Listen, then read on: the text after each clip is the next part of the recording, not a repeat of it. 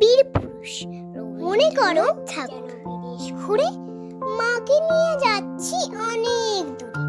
তুমি যাচ্ছ পালকিতে মাচুরি, দরজা দুটো একটুকু ফাঁক করে। আমি যাচ্ছি রাঙা ঘোড়ার পরে, ডগ বকিয়ে তোমার পাশে পাশে। রাস্তা থেকে ঘোড়ার ঘুরে ঘুরে রাঙা ধুলোয় মেঘ উড়ে আসে। সন্ধে হলো, সূর্য নামে পাটে, এলেন যেন জোড়া দিঘির মাঠে। গরু বাছুর নেই কোনোখানে, সন্ধে হতেই গেছে মায়ের পানি। আমরা কোথায় যাচ্ছি কে তা জানে, অন্ধকারে দেখা যায় না ভালো।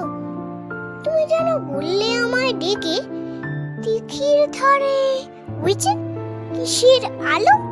এমন সময় হারে রে রে, ওই যে কারা আসছে ডাকছে রে। হাতে লাঠি, মাথায় ছাকটা চুল, কানে তাদের গোজে যাবার ফুল।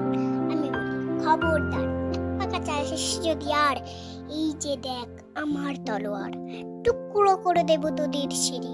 শুনে তারা লম্ফ দিয়ে উঠে চেঁচিয়ে উঠল, হারে রে রে।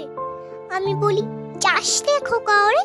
আমি বলি দেখো না চুপ করে। ছুটিয়ে ঘোড়া গেলেন তাদের মাঝে, ঝাল তলোয়ার ঝনঝনিয়ে বাজে।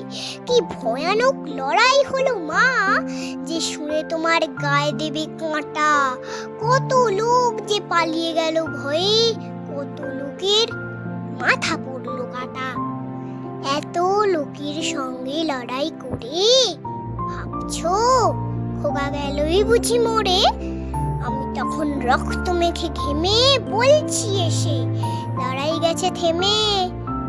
তুমি তখন পালকি থেকে নেমে চুমু খেয়ে নিচ্ছ আমায় কোলে, বলছো ভাগ্যে খোকা সঙ্গে ছিল, কি দুর্দশাই হতো তা না হলে। রোজ কত কি ঘটে যাহা তাহা, এমন কেন সত্যি হয় না।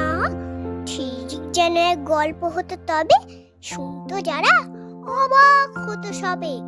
দাদা বলতো কেমন করে হবে, খোকার গায়ে এত কি জোর আছে। পাড়ার লোকে সবাই বলতো শুনে, ভাগ্যে খোকা ছিল